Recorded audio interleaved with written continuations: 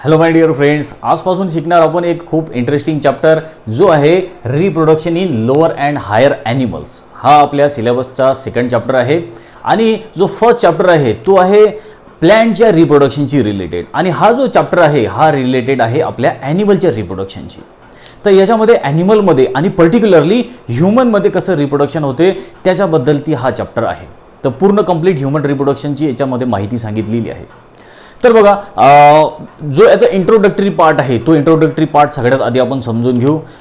Reproduction जी आहे, रिप्रोडक्शनची ही जी process आहे ही सगळ्यात इम्पॉर्टंट प्रोसेस समजल्या जाते. ज्या काही आपल्या बॉडीमध्ये ज्या काही लाईफ प्रोसेसेस चालतात त्या लाईफ प्रोसेसेसमध्ये रिप्रोडक्शन ही एक व्हायटल प्रोसेस आहे, एक इम्पॉर्टंट प्रोसेस आहे. बघा, खूप साऱ्या लाईफ प्रोसेसेस आपल्या बॉडीमध्ये सुरू असतात आणि ह्या लाईफ प्रोसेसेसमुळेच आपण जिवंत आहे. या लाईफ प्रोसेसेस सुरू आहे म्हणूनच आपण व्यवस्थित काम करू शकतो, आपण व्यवस्थित जगू शकतो, आपली बॉडी व्यवस्थित काम करू शकते. डिफरंट लाईफ प्रोसेस आपल्या बॉडीमध्ये सुरू असतात. आपण शिकलेलं आहे या लाईफ प्रोसेसेसबद्दल. ह्या लाईफ प्रोसेसेस कोणत्या आहेत? फॉर एक्झाम्पल की जसं metabolism, digestion, excretion, control coordination, reproduction. तर ह्या सगळ्या काय आहेत? तर ह्या लाईफ प्रोसेसेस आहेत. ह्या लाईफ प्रोसेसेस आहेत म्हणून आपण जिवंत आहे, आपण व्यवस्थित काम करू शकतो. तर त्यातलीच एक लाईफ प्रोसेस आहे रिप्रोडक्शन. तर हे रिप्रोडक्शन ऑर्गॅनिझम कशासाठी करत असतो? रिप्रोडक्शन करायचं काय रिझन आहे? आपण फर्स्ट चॅप्टरमध्ये पण याच्याबद्दल बरंच समजून घेतलं. परत एकदा आपण रिकॉल करू. रिप्रोडक्शन करायचं कशासाठी करतो आपण? कारण कोणताही ऑर्गॅनिझम घ्या, त्याचा लाईफ स्पॅन हा फिक्स आहे, हा लिमिटेड आहे. भले तो 50 वर्ष 100 वर्ष असू शकतो. कोणते जे ऑर्गॅनिझम ॲनिमल असतील ते 150-200 वर्ष पण जगतील, पण शेवटी त्यांना मरावंच लागणार आहे. कोणी इमॉर्टल नाही आहे, प्रत्येकाला मरावंच लागणार आहे. लाईफ स्पॅन आपला फिक्स आहे, ठरलेला आहे. त्यामुळे मग आपण मेल्यानंतर आपली स्पेसिस कंटिन्यू राहिली पाहिजे याच्यासाठी प्रत्येक ऑर्गॅनिझम जो आहे, प्रत्येक ॲनिमल जो आहे हा रिप्रोडक्शन करत असतो. तर फर्स्ट पॉईंट जो आहे रिप्रोडक्शनचा की आपली स्पेसिस कंटिन्यू राहिली पाहिजे, आपण मेल्यानंतर आपला वंश पुढे चालला पाहिजे, याच्यासाठी सगळेजण रिप्रोडक्शन करत असतात. आणि या रिप्रोडक्शनमुळेच तर या पृथ्वीवरती लाईफ आहे. जर रिप्रोडक्शन करणं सोडून दिलं ऑर्गॅनिझमनी तर मग या पृथ्वीवरची लाईफ नष्ट होऊन जाईल. रिप्रोडक्शनमुळेच या पृथ्वीवर लाईफ टिकून आहे, प्रत्येकाचा आपला वंश टिकून आहे या रिप्रोडक्शनमुळे. तर रिप्रोडक्शन म्हणजे काय असतं? वेगळ्या डेफिनेशन आहे रिप्रोडक्शनच्या. रिप्रोडक्शन म्हणजे काय की जो लिव्हिंग ऑर्गॅनिझम एक आपल्यासारखाच एखादा नवीन ऑर्गॅनिझम फॉर्म करतो त्याला आपण रिप्रोडक्शन असं म्हणतो. तर रिप्रोडक्शनच्या डिफरंट डेफिनेशन आहे. तुम्हाला बॉटनीमध्ये डिफरंट डेफिनेशन सापडेल, तुम्हाला झूलॉजीमध्ये डिफरंट डेफिनेशन सापडेल. आपण जे फर्स्ट चॅप्टर घेतलं त्याच्यामध्ये एक डिफरंट डेफिनेशन आहे. याच्यामध्ये फक्त वर्ड चेंज केलेले आहेत, मिनिंग तोच आहे. मिनिंग काय आहे की कोणताही ऑर्गॅनिझम आपल्यासारखाच दिसणारा एक नवीन ऑर्गॅनिझम तयार करतो, आपल्यासारखाच दिसणारा एक नवीन जीव तयार करतो, त्याला रिप्रोडक्शन असं म्हणतात. तर हा जो आपला चॅप्टर आहे यामध्ये मेनली आपण शिकणार ह्युमन रिप्रोडक्शनबद्दल. आणि जे लिव्हिंग जे ॲनिमल्स आहेत, जे डिफरंट ॲनिमल्स आहेत त्यांच्यामध्ये रिप्रोडक्शनच्या कोणत्या मेथड्स आहेत त्याआधी आपण शिकू. त्यानंतर हा पूर्णचा पूर्ण जवळपास चॅप्टर जो आहे हा ह्युमन रिप्रोडक्शनवरच डिपेंड आहे. याच्यामध्ये आपण शिकणार की ह्युमनमध्ये जे रिप्रोडक्टिव्ह ऑर्गन्स आहेत, म्हणजे त्या रिप्रोडक्शन ऑर्गनचा आपण स्टडी करणार. म्हणजे फिमेल रिप्रोडक्टिव्ह ऑर्गनचा आपण स्टडी करणार, मेल रिप्रोडक्टिव्ह ऑर्गनचा स्टडी करणार, कोणते मेल आणि फिमेल रिप्रोडक्टिव्ह ऑर्गन्स आहेत त्याचा स्टडी करणार आपण. त्यानंतर मग आपण स्टडी करणार गमिटोजेनेसिसचा, म्हणजे मेल आणि फिमेलमध्ये कसे गमिट फॉर्म होतात, ह्युमनमध्ये कसे गमिट्स फॉर्म होतात, त्या प्रोसेसला गमिटोजेनेसिस म्हणतात. म्हणजे गमिट फॉर्म होण्याची प्रोसेस. जसं मेल गमिट, फिमेल गमिट, स्पर्म, एग यांना काय म्हणतो आपण? यांना गमिट्स म्हणतो. तर हे गमिट कसे फॉर्म होतात, त्यानंतर मग ह्या गमिटचं फ्युजन कसं होतं, हे गमिट कसे एकामेकाला येऊन भेटतात, मग फर्टिलायझेशन कसं होतं, फर्टिलायझेशन झाल्यानंतर झायगोट कसा फॉर्म होतो, नंतर एम्ब्रिओ कसा फॉर्म होतो आणि तो एम्ब्रिओ कसा डेव्हलप होत जातो, त्या प्रोसेसला म्हणतात एम्ब्रिओजेनेसिस. म्हणजे एम्ब्रिओ बनण्याच्या प्रोसेसला म्हणतात एम्ब्रिओजेनेसिस. आणि मग तो कंप्लीट एम्ब्रिओ जो आहे हा 9 महिन्यापर्यंत त्या ह्युमनमध्ये राहतो, त्या फिमेलमध्ये राहतो, पोटामध्ये राहतो. आपण ते पुढे शिकणार. आणि मग नंतर टाईम येतो 9 महिन्यानंतर पूर्ण जेस्टेशन जो पिरियड असतो ह्युमनमध्ये तो असतो 9 महिने. आपल्याला माहिती आहे गर्भाचा जो पिरियड आहे तो 9 महिने, त्याला जेस्टेशन पिरियड म्हणतात. तो आहे 9 मंथ्स एवढा ह्युमनमध्ये. वेगळ्या ऑर्गॅनिझममध्ये वेगळा आहे, तो पण आपण शिकू. एक जनरल इन्फॉर्मेशन म्हणून तो पण आपण शिकू. प्रत्येक ऑर्गॅनिझममध्ये जो जेस्टेशन पिरियड आहे, जो गर्भाचा जो काळ आहे तो डिफरंट असतो. माणसामध्ये ह्युमनमध्ये हा 9 महिने आहे. आणि मग वेळ येतो, गर्भ कंप्लीट पूर्ण डेव्हलप झाला की मग वेळ येतो तो म्हणजे डिलिव्हरीचा, आणि त्याला नाव आहे पार्च्युरेशन. काय नाव आहे त्याला? पार्च्युरेशन. त्याला म्हणतात child birth, generally child birth किंवा पार्च्युरेशन असं सायंटिफिक नाव आहे त्याला. आणि त्यानंतर मग लास्ट या चॅप्टरमधला जो पार्ट आहे जो आपण शिकणार तो आहे रिप्रोडक्टिव्ह हेल्थ. म्हणजे आपण कशा तऱ्हेने आपलं रिप्रोडक्टिव्ह हेल्थ मेंटेन करू शकतो. जर आपण रिप्रोडक्टिव्ह हेल्थ मेंटेन नाही केली तर आपल्यावर काय काय आपल्या डिसीज होऊ शकतात, त्याच्यावरती नंतर हा एक चॅप्टर आहे. तर आपण सगळ्यात आधी शिकणार की रिप्रोडक्शनच्या ज्या मेथड्स आहेत, ज्या ॲनिमल्समध्ये ज्या रिप्रोडक्शनच्या मेथड्स आहेत त्या 2 मेथड्स आहेत रिप्रोडक्शनच्या. एक आहे एसेक्शुअल आणि दुसरी आहे सेक्शुअल. कोणतंही ॲनिमल्स घ्या, ॲनिमल्समध्ये रिप्रोडक्शनच्या 2 मेथड्स आहेत. एक आहे, फर्स्ट आहे एसेक्शुअल रिप्रोडक्शनची मेथड आणि सेकंड आहे सेक्शुअल रिप्रोडक्शनची मेथड. ठीक आहे. तर कोणताही ॲनिमल असो अशा 2 मेथडनी तो रिप्रोडक्शन करत असतो. तर सगळ्यात पहिले आपण एसेक्शुअल रिप्रोडक्शनची मेथड समजून घेऊ ॲनिमलमधली, आणि मग त्यानंतर आपण सेक्शुअल रिप्रोडक्शनची मेथड समजून घेणार आहोत. तर सगळ्यात पहिले आपण स्टार्ट करू एसेक्शुअल रिप्रोडक्शन पासून. तर आपलं टायटल आहे एसेक्शुअल रिप्रोडक्शन. तर बघा, सगळ्यात आधी आपण शिकू एसेक्शुअल रिप्रोडक्शन.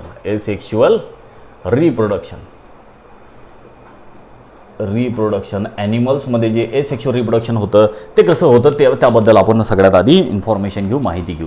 तर एसेक्शुअल रिप्रोडक्शन जे आहे हे जे सिंपल ऑर्गॅनिझम असतात त्या सिंपल ऑर्गॅनिझममध्ये एसेक्शुअल रिप्रोडक्शन होत असतं. ज्यांची बॉडी सिंपल आहे, जे लोअर ॲनिमल्स आहेत त्यांच्यामध्ये हे रिप्रोडक्शन होतं. ज्यांच्यामध्ये व्यवस्थित रिप्रोडक्टिव्ह ऑर्गन डेव्हलप झालेले नाहीत त्यांच्यामध्ये हे एसेक्शुअल रिप्रोडक्शन होत असतं. याच्याबद्दल आपण अगोदरचं जे फर्स्ट चॅप्टर आहे त्याच्यामध्ये आपण सेक्शुअल आणि एसेक्शुअल रिप्रोडक्शनची कंपॅरिझन केलेली आहे. त्याच्यामध्ये मी आणखीन डिटेलमध्ये तुम्हाला सांगितलेलं आहे.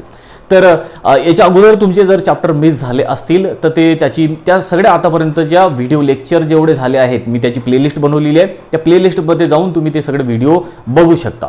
तर ते क्लास वाईज पण व्हिडिओ बनवलेले आहेत, जसे क्लास 10 साठी, 11 साठी, 12 साठी असे व्हिडिओ बनवलेले आहेत. तर प्लेलिस्ट चेक करा, पण त्याच्या अगोदर चॅनल सबस्क्राईब करा म्हणजे तुम्हाला ते प्लेलिस्ट बघता येईल. तर एसेक्शुअल रिप्रोडक्शन सगळ्यात आधी कोणामध्ये होतं? एसेक्शुअल रिप्रोडक्शन कोणत्या ॲनिमल्समध्ये होतं? अशा ॲनिमलमध्ये होतं जे ॲनिमल बॉडीनी सिंपल आहेत, ज्यांची बॉडी सिंपल आहे, जे लोअर ॲनिमल आहेत, ज्यांच्यामध्ये रिप्रोडक्टिव्ह ऑर्गन व्यवस्थित डेव्हलप झालेले नाहीत, अशांमध्ये एसेक्शुअल रिप्रोडक्शन होतं. आता एसेक्शुअल रिप्रोडक्शन मध्ये काय होतं? पहिलं तर एसेक्शुअल रिप्रोडक्शन जे आहे हे जे सिंपल ॲनिमल्स आहेत किंवा आपण त्याला म्हणतो लोअर ॲनिमल्स. कॉम्प्लेक्स ॲनिमल जे आहेत त्यांच्यामध्ये सेक्शुअल होतं. जसं आपण जे कॉम्प्लेक्स आहेत, जे मोठे आहेत, चांगले डेव्हलप झालेले आहेत त्यांच्यामध्ये सेक्शुअल रिप्रोडक्शन होतं. पण जे डेव्हलप झालेले नाहीत, जे सिंपल आहेत, जे लोअर ॲनिमल्स आहेत त्यांच्यामध्ये एसेक्शुअल रिप्रोडक्शन होईल. लक्षात आलं ना फरक? जे चांगले डेव्हलप झाले त्यांच्यामध्ये सेक्शुअल, आणि जे जास्त डेव्हलप नाही झाले, जे छोटे आहेत त्यांच्यामध्ये कोणतं रिप्रोडक्शन होईल? ते कोणत्या तऱ्हेनं रिप्रोडक्शन करतील? एसेक्शुअल मेथडनी रिप्रोडक्शन करतील. ठीक आहे. तर हे जे एसेक्शुअल रिप्रोडक्शन आहे हे लोअर ॲनिमलमध्ये होत असतं, सिंपल ॲनिमलमध्ये होत असतं. आणखीन काय कॅरेक्टरिस्टिक्स असते या एसेक्शुअल रिप्रोडक्शनची? आपण बघितलं एसेक्शुअल रिप्रोडक्शनमध्ये कधीही गमीट फॉर्म होणार नाही. No gamete formation, no gamete fusion, no fertilisation, काही होणार नाही याच्यामध्ये. आपण याच्यावरती आधी डिस्कस केलेलं आहे की एसेक्शुअल रिप्रोडक्शन तर एकतर सिंपल ऑर्गॅनिझममध्ये होतं, लोअर ॲनिमलमध्ये होतं, त्याचबरोबर नो गॅमिट्स फॉर्मेशन. एसेक्शुअलमध्ये कधीही गमीट फॉर्म होत नाहीत. जसं मेल गमीट, फिमेल गमीट असे कोणतेही गमीट यामध्ये फॉर्म होत नाहीत. आणि नो फ्युजन ऑफ गमीट, याच्यामध्ये कधीही गमीट्सचं फ्युजन होत नाही. लक्षात आलं का? हे याचे कॅरेक्टरिस्टिक्स आहे, हे वैशिष्ट्य आहे एसेक्शुअल रिप्रोडक्शनचं. हे याचे फीचर्स आहेत एसेक्शुअल रिप्रोडक्शनचे. तर एसेक्शुअल रिप्रोडक्शनचे काय फीचर आहे की हे लोअर ऑर्गॅनिझममध्ये होणार आहे, याला गमीटची आवश्यकता नाही, याच्यामध्ये गमीटचं फ्युजन होत नाही, फर्टिलायझेशन होत नाही, आणि सगळ्यात इम्पॉर्टंट हे एकाच पॅरेंटपासून होणारं रिप्रोडक्शन आहे. तर लक्षात ठेवा की एसेक्शुअल रिप्रोडक्शन जे आहे हे सिंगल पॅरेंट पासून होणार आहे. याच्यामध्ये फक्त एकच पॅरेंट लागतो. याच्यामध्ये मेल आणि फिमेल असा 2 पॅरेंट लागणार नाहीत.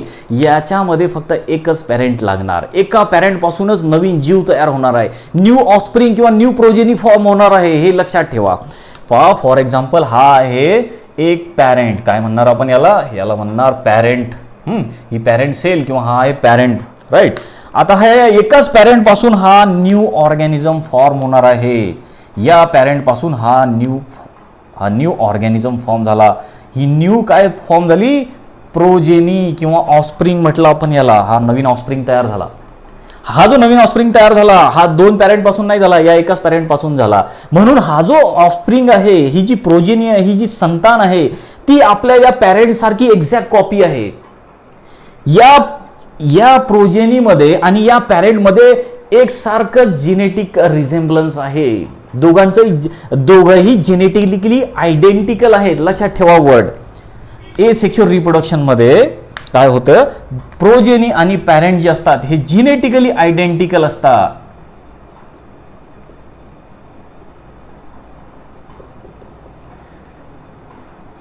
तर लक्षात आलं. तर एसेक्शुअल रिप्रोडक्शन मध्ये जे प्रोजेनी फॉर्म होते ती एक्झॅक्ट आपल्या पॅरेंट सारखीच दिसते. त्याचं एक्सटर्नल अपिअरन्स असो किंवा मग त्याचं जे जेनेटिक अपिअरन्स असो, जे त्यांची जीनची जी रचना असो, ती सगळी कशी असते आपल्या पॅरेंट सारखी. हे दोघं एकमेकाची एक्झॅक्ट कॉपी असतात. म्हणून अशा प्रोजेनीला क्लोन्स पण म्हटलं जातं. लक्षात आलं. अशा प्रोजेनीला काय म्हटलं जातं, क्लोन्स. क्लोन्स म्हणजे कशाला म्हणतो आपण आपल्या आईवडिलाचे क्लोन्स नाही आहे. आपण आपल्या आईवडिलासारखे दिसतो का, नाही.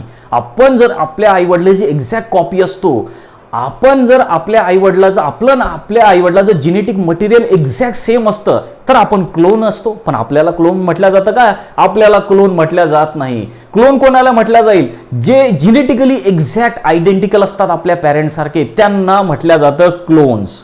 लक्षात आलं. तर हा जो प्रोजेनी फॉर्म झाला याच्यामध्ये हा एक्झॅक्ट आपल्या पॅरेंटची कॉपी आहे. म्हणून या प्रोजेनीला, या संतानला, या ऑफस्प्रिंगला काय म्हटलं, क्लोन. तर हे आहे फीचर, हे आहे वैशिष्ट्य एसेक्शुअल रिप्रोडक्शनचं. आता कोणतेही ॲनिमल जे असतात ते जनरली 2 एसेक्शुअल मेथडनी रिप्रोडक्शन करतात. कोणत्या मेथड आहे त्या एसेक्शुअल रिप्रोडक्शनच्या, एक आहे जेम्यूल फॉर्मेशन आणि दुसरी आहे बडिंग. अशा 2 एसेक्शुअल मेथडनी कोणताही ॲनिमल रिप्रोडक्शन करतो.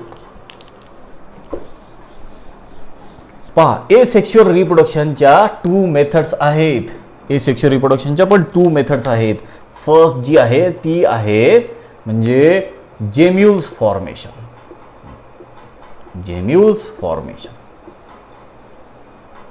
फर्स्ट एसेक्शुअलची मेथड आहे जेम्यूल फॉर्मेशन आणि सेकंड आहे बडिंग. ह्या दोन्हीही एसेक्शुअल रिप्रोडक्शनच्या मेथड आहे. लक्षात ठेवा, ॲनिमलमध्ये होणाऱ्या एसेक्शुअल रिप्रोडक्शनच्या ह्या मेथड आहेत. आणि ह्या कशा कशा होतात आणि कशा ॲनिमल याच्यामध्ये तयार होतात ते आपण डिस्कस करणार आहोत. तर सगळ्यात पहिले आपण जेम्यूल कसे फॉर्म होतात ते समजून घेणार आणि देन बडिंगची प्रोसेस आपण समजून घेणार की बडिंग कोणामध्ये होतं आणि कसं होतं ते समजून घेणार. तर सगळ्यात आधी आपण जेम्यूल फॉर्मेशनची प्रोसेस समजून घेणार आहोत.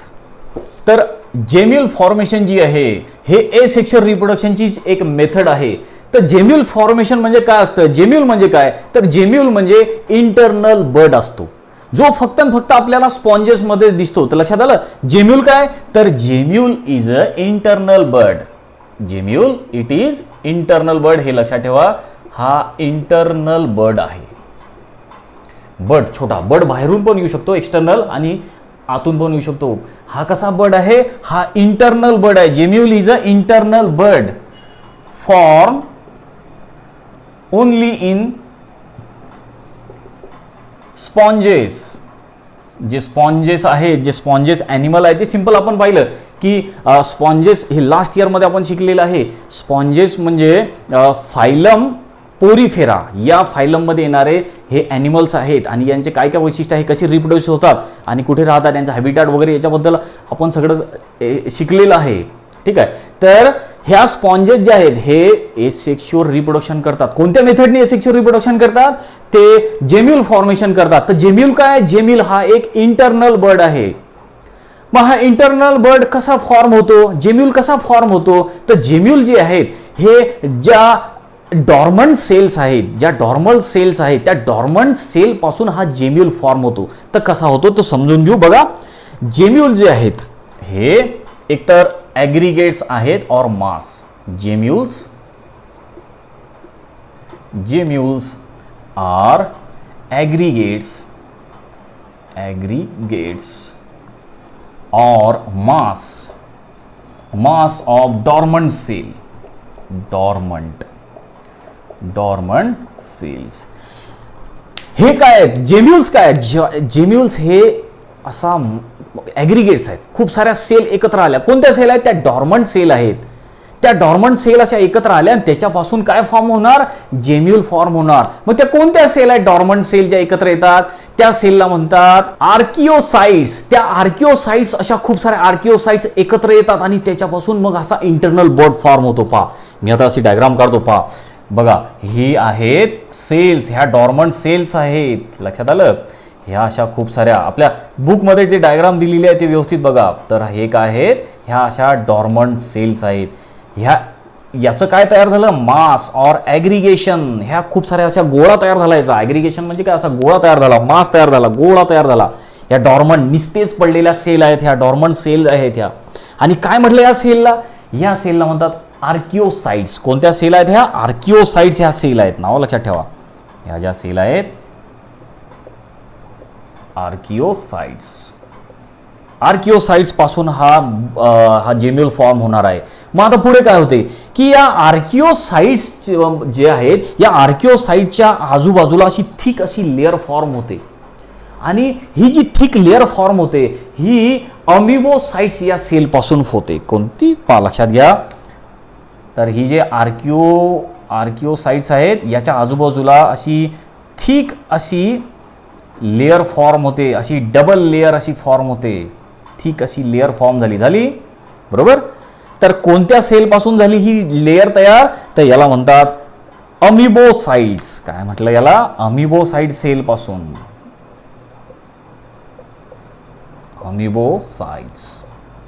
अमिबोसाइट्स पासून हे जे मासाचा हा असा गोळा तयार झालेला आहे, आर्किओसाइट्स ह्या ज्या सेल्स आहेत याच्या आजूबाजूला हे असं थिक असं कव्हरिंग फॉर्म झालेलं आहे. कोणत्या सेल पासून झालेलं आहे, अमिबोसाइट्स पासून झालेलं आहे. आणि याला नाव दिलेलं आहे. ही व्यवस्थित एकदा फक्त डायग्राम काढून बघा, तुम्ही बुकमध्ये दिलेली आहे. ही डायग्राम फारशी अशी पाठ करायची नाही, फक्त एक जस्ट प्रॅक्टिस म्हणून काढून ठेवा ते डायग्राम. तर हा जो असा थिक अशी लेअर तयार झालेली आहे, या थिक लेअरला तुम्हाला दिसते की याची एक आउटर मेम्ब्रेन आहे आणि एक इनर मेम्ब्रेन आहे. दिसेल बघा, ही आहे आउटर मेम्ब्रेन.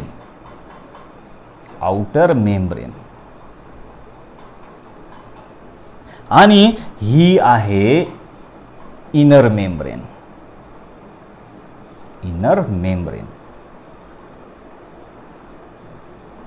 तशा तऱ्हेनं अशा टू मेम्ब्रेन्स फॉर्म झालेल्या आहे. अशी थिक अशी वॉल तयार झालेली आहे. कोणाभोवती ही वॉल तयार झालेली आहे, आर्किओसाइटच्या आजूबाजूला ही वॉल तयार झालेली आहे. लक्षात आलं. तर हे असं हे स्ट्रक्चर आहे. आणि त्याचबरोबर अजून तुम्हाला अशा याच्यामध्ये असं याच्यात काही स्पिक्युल्स दिसतात. त्याला स्पिक्युल्स असं नाव आहे. बघा, ही डायग्राम फारशी आपल्या कामाची नाही, हे विचारणार नाही, जस्ट इन्फॉर्मेशनसाठी आपण हे लक्षात ठेवू. हे आहे स्पिक्युल्स. आणि तुम्हाला इकडे असं एक काय दिसते, एक असं ओपनिंग पण याला आहे स्पिक्युलला. तर अशा तऱ्हेने ही डायग्राम आहे आपल्या जेम्यूल्सची. तर त्या जो स्पंज आहे त्या स्पंजमध्ये अशा प्रकारे तो जेम्यूल्स फॉर्म होतो. पण हा जेम्यूल्स का बरं फॉर्म होतो, तर स्पंजेसला जेव्हा अनफेवरेबल कंडिशन येते, जेव्हा अनफेवरेबल कंडिशन असते तेव्हा हे स्पंजेस जे आहेत हा जेम्यूल फॉर्म करतात. लक्षात आलं का.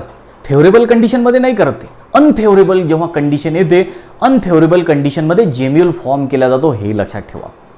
आणि मग जेव्हा फेवरेबल कंडिशन येईल, अनफेवरेबल कंडिशनमध्ये जेम्यूल फॉर्म झाला, पण जेव्हा फेवरेबल कंडिशन येईल, फेवरेबल कोणती कंडिशन असते यांच्यासाठी, जनरली हे जे स्पॉन्जेस असतात, हे स्पॉन्जेस जे आहेत हे राहतात ते म्हणजे पाण्यामध्ये वगैरे. तर व्यवस्थित जेव्हा यांना वॉटर भेटेल, जेव्हा यांना टेम्परेचर भेटेल, ह्युमिडिटी भेटेल, हे यांच्यासाठी काय पौष्टिक वातावरण आहे, म्हणजे फेवरेबल कंडिशन आहे.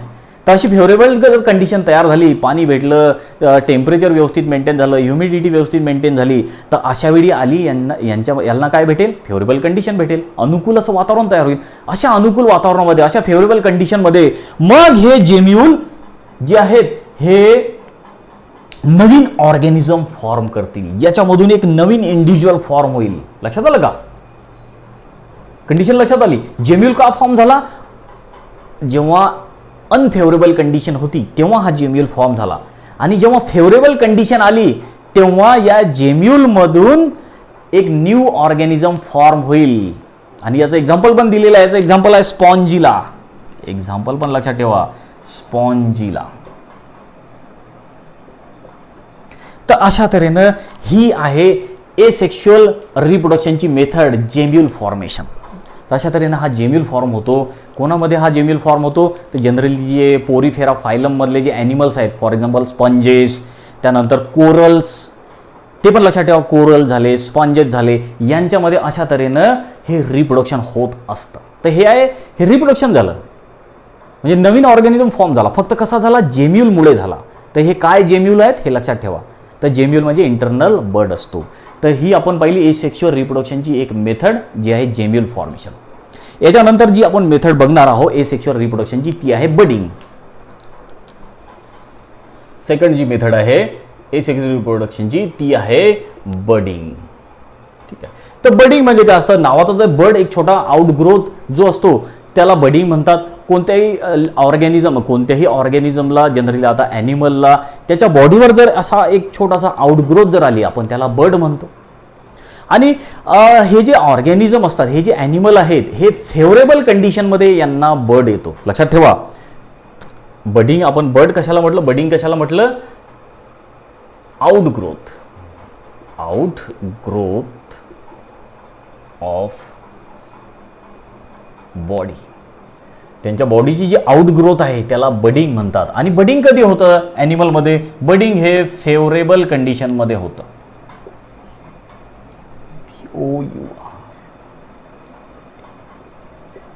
फेवरेबल कंडिशनमध्ये बडिंग होत असतं, हे लक्षात ठेवा. आपण याच्या अगोदर बघितलं जेम्यूल कसे फॉर्म झाले. जेम्यूल हे अनफेवरेबल कंडिशनमध्ये फॉर्म झाले, पण बडिंग हे फेवरेबल कंडिशनमध्ये तयार होतात. म्हणजे बडिंग जनरली कोणामध्ये होते? हायड्रामध्ये होत असतं बडिंग, लक्षात ठेवा. तर या हायड्राला जो पाण्यामध्ये राहतो आपल्याला माहित आहे, तो सिलेंट्रेटा या ग्रुपमधला, किंवा आपण त्याला नायडेरिया म्हणतो, त्या नायडेरिया किंवा सिलेंट्रेटा या फायलममधला, या ग्रुपमधला हा ॲनिमल आहे हायड्रा. याचे सगळे कॅरेक्टरिस्टिक, सगळे फीचर आपण लास्ट इयरला शिकलेलो आहोत ॲनिमल किंगडममध्ये. तर हा एक सिलेंट्रेट आहे, कोणता? हायड्रा. त्या हायड्रा जो आहे हा पाण्यामध्ये वगैरे राहतो, आणि त्याला असं फेवरेबल जेव्हा कंडिशन येईल, त्या हायड्राला फेवरेबल कंडिशन भेटेल, त्या फेवरेबल कंडिशनमध्ये त्या हायड्राला एक ग्रोथ येईल, आउटग्रोथ येईल त्याच्या बॉडीला, आणि मग तो बर्ड तयार, आपण त्याला म्हणतो बर्ड, आणि त्या बर्डपासून एक नवीन हायड्रा तयार होतो. कसा होतो पहा, आपण समजून घेऊ. पहा, इथपर्यंत समजलं बडिंग म्हणजे काय? आउटग्रोथ, बॉडीला आलेले असा एक छोटासा बर्ड, त्याला आपण बडिंग म्हणतो. पहा, आता एक्झाम्पल पाहू, आपण समजून घेऊ. फॉर एक्झाम्पल हा एक हायड्रा, हा एक हायड्रा. ठीक आहे. आता या हायड्राला याच्या बेसल पार्टमध्ये एक असा आउटग्रोथ तयार होते. बेसल पार्टला, हायड्राच्या बेसल पार्ट, हा हायड्राचा बेसल पार्ट, हा याचा अप्पर पार्ट, हा बेसल पार्ट. हायड्राच्या बेसल पार्टला अशी एक ग्रोथ तयार होते, याला बर्ड म्हटलं आपण. मग हा जो बर्ड आहे हा डेव्हलप होत जातो, हा मोठा होत जातो, ग्रोथ होत जातो या बर्डची. आणि मग हळूहळू हा बर्ड असा मोठा व्हायला लागतो. राईट, बर्ड मोठा झाला. या बर्डला असे टेंटॅकल्स पण आले, याला टेंटॅकल्स म्हणतात. काय म्हणतात याला? याला म्हणतात टेंटॅकल्स. याला टेंटॅकल्स म्हणतात. तर हा हायड्रा, या हायड्राला असा बर्ड आला, हा बर्ड मोठा झाला. आणि मग जेव्हा हा पूर्ण मॅच्युअर होईल हा बर्ड, तेव्हा काय होईल? हा जो बर्ड आहे हा या हायड्रापासून, या पॅरेंटपासून, या हायड्रापासून हा बर्ड सेपरेट होऊन जाईल. हा वेगळा झाला की मग याच्यापासून असा एक नवीन हायड्रा असा तयार होईल. झाला, कारण हा जसा दिसतो तसाच हा आहे. तर या प्रोसेसला म्हणतात बडिंग. तर ही आहे एसेक्शुअल रिप्रोडक्शनची एक मेथड, ज्याला आपण नाव दिले आहे बडिंग. आणि बडिंग कोणामध्ये होतं? बडिंगमध्ये होतं ती म्हणजे हायड्रा या ॲनिमलमध्ये एक्झाम्पल म्हणून लक्षात ठेवा. तर ह्या आहेत एसेक्शुअल रिप्रोडक्शनच्या मेथड. आता आपण सेक्शुअल रिप्रोडक्शन शिकणार आणि मेनली सेक्शुअल रिप्रोडक्शन जे आहे ते सगळ्या ॲनिमलचं शिकायचं नाही आपल्याला. आपण या चॅप्टरचा जो फोकस आहे तो आहे ह्युमन रिप्रोडक्शनवर. तर ह्युमनमध्ये कशा तऱ्हेनं रिप्रोडक्शन होतं ते आपण समजून घेऊ, ते म्हणजे नेक्स्ट लेक्चरपासून.